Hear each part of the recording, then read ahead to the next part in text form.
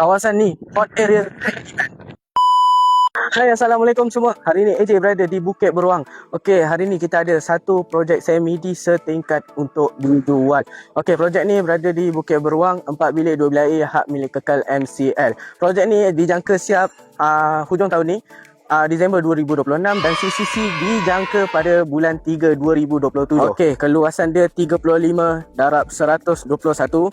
Porch dia adalah 30 kaki dan tanah lebihan belakang dia sekurang-kurangnya adalah 31 kaki. Okey, macam saya cakap tadi, porch dia bersaiz 30 kaki.